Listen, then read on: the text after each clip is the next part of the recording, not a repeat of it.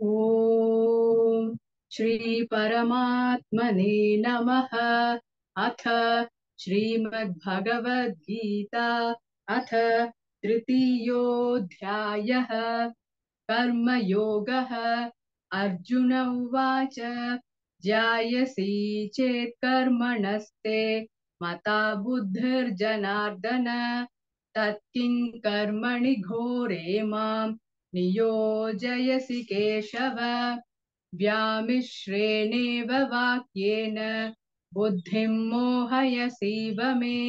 तदेकौ वद निश्चित्य येन श्रेयोऽहमाप्नुयाम्। श्रीभगवानुवाच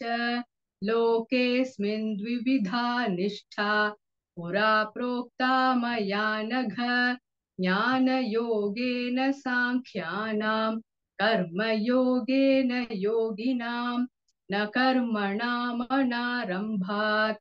नैष्कर्म्यम् पुरुषोऽश्नुते न च सन्न्यसनादेव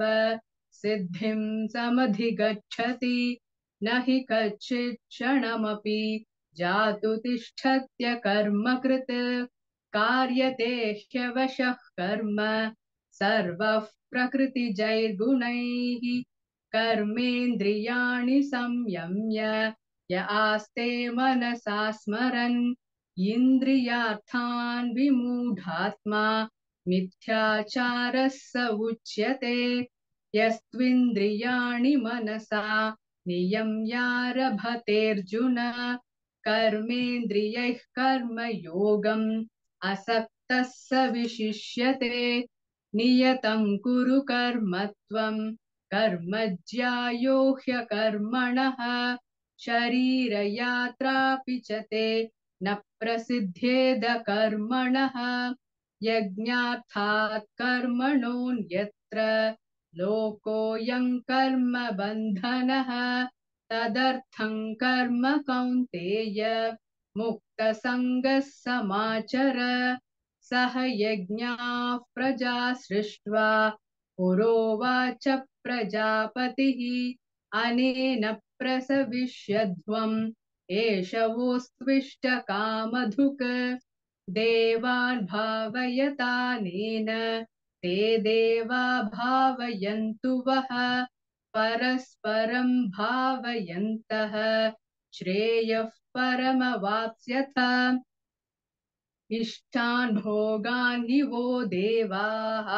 दास्यन्ते यज्ञभाविताः तैर्दत्तानप्रदायैभ्यः यो भुङ्क्तेस्तेन एव सः यज्ञशिष्टाशिनः सन्तः मुच्यन्ते सर्वकिल्बिषैः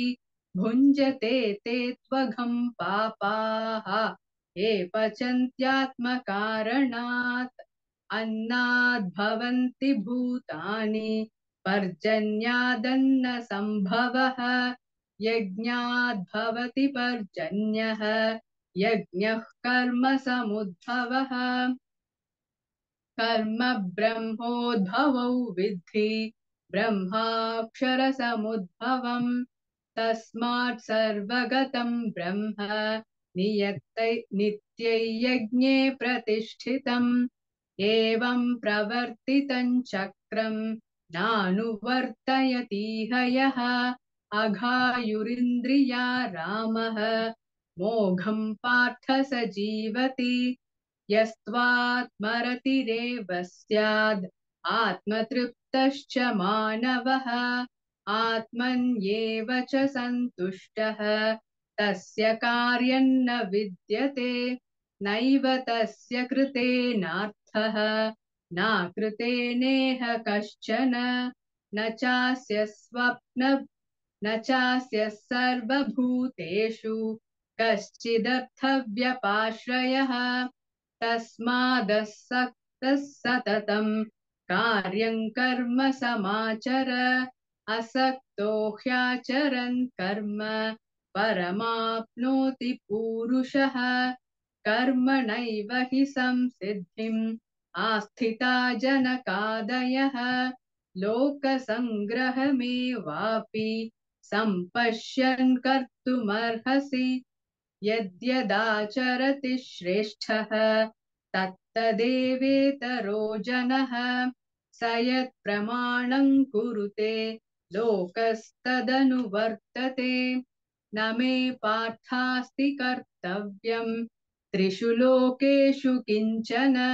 नानवाप्तमवाप्तव्यम् वर्त एव च कर्मणि यदि ह्यहं न वर्तेयम् जातु कर्मण्यतन्त्रितः मम वर्त्मानुवर्तन्ते मनुष्याः पार्थ सर्वशः उत्सीदेयुरिमे लोकाः न कुर्याम् कर्म चेदहम् शङ्करस्य च कर्ता स्याम् उपहन्यामि मा प्रजाः सक्ताः कर्मण्य विद्वांसः यथा कुर्वन्ति भारत कुर्याद्विद्वांस तथा सक्तः चिकीर्षुर्लोकसङ्ग्रहम् न बुद्धिभेदम् जनयेत् अज्ञानाम् कर्म सङ्गिनाम् जोषयेत् सर्वकर्माणि विद्वान् युक्तः समाचरन् प्रकृतेः क्रियमाणानि गुणैः कर्माणि सर्वशः अहङ्कारविमूढात्मा कर्ताहमिति मन्यते तत्त्ववित्तु महाबाहो गुणकर्मविभागयोः गुणागुणेषु वर्तन्ते इति मत्वा न सज्जते प्रकृते गुणसम्मूढाः सज्जन्ते गुणकर्मसु तान् कृत्स्नविदो मन्दान् कृत्स्नविन्न विचालयेत् मयि सर्वाणि कर्माणि सन्न्यस्याध्यात्मचेतसा निराशीर्निर्ममो भूत्वा युध्यस्व विगतज्वरः ये मे मदमिदम् नित्यम् अनुतिष्ठन्ति मानवाः श्रद्धावन्तो न सूयन्तः मुच्यन्ते तेऽपि कर्मभिः ये त्वेतदभ्यसूयन्तः नानुतिष्ठन्ति मे मतम् सर्वज्ञानविमूढांस्तान् विद्धि नष्टान चेतसः सदृशं चेष्टते स्वस्याः प्रकृतेर्ज्ञानवानपि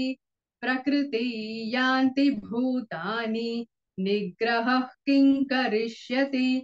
इन्द्रियस्येन्द्रियस्यार्थे रागद्वेषौ व्यवस्थितौ तयोर्न वशमागच्छेत् तौ ह्यस्य परिपन्थिनौ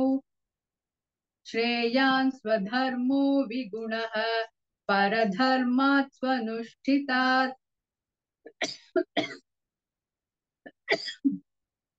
स्वधर्मे निधनं श्रेयः परधर्मो भयावहः अर्जुन उवाच अथ केन प्रयुक्तोऽयम् पापं चरति पूरुषः अनिच्छन्नपि वार्ष्णेय बलादिव नियोजितः श्रीभगवानुवाच काम एष क्रोध एषः रजोगुणसमुद्भवः महाशनो महापाप्मा विध्येनमिह वैरिणम् धूमेनाव्रियते वह्निः यथादर्शो मलेन च यथोल्बेनावृतो गर्भः तथा तेनेदमावृतम् आवृतम् ज्ञानमेतेन ज्ञानिनो नित्यवैरिणा कामरूपेण कौन्तेय दुष्पूरेणानलेन च इन्द्रियाणि मनो बुद्धिः अस्याधिष्ठानमुच्यते एतैर्विमोहयत्येषः ज्ञानमावृत्य देहिनम् तस्मात् त्वमिन्द्रियाण्यादौ नियम्य भरतर्षभ पाप्मानं प्रजहिह्येनं ज्ञानविज्ञाननाशनम् इन्द्रियाणि पराण्याहुः इन्द्रियेभ्यः परं मनः मनसस्तु परा बुद्धिः यो बुद्धेः परतस्तु सः एवं बुद्धेः परं बुद्ध्वा संस्तभ्यात्मानमात्मना जहि शत्रुं महाबाहो कामरूपं दुरासदम् ॐ तत्सदिति श्रीमद्भगवद्गीतासु उपनिषत्सु ब्रह्मविद्याया योगशास्त्रे श्रीकृष्णार्जुनसंवादे कर्मयोगो नाम तृतीयोऽध्यायः सर्वधर्मान् परित्यज्य मामेकं शरणौ व्रज अहं त्वा सर्वपापेभ्यः मोक्षयिष्यामि मा शुचः।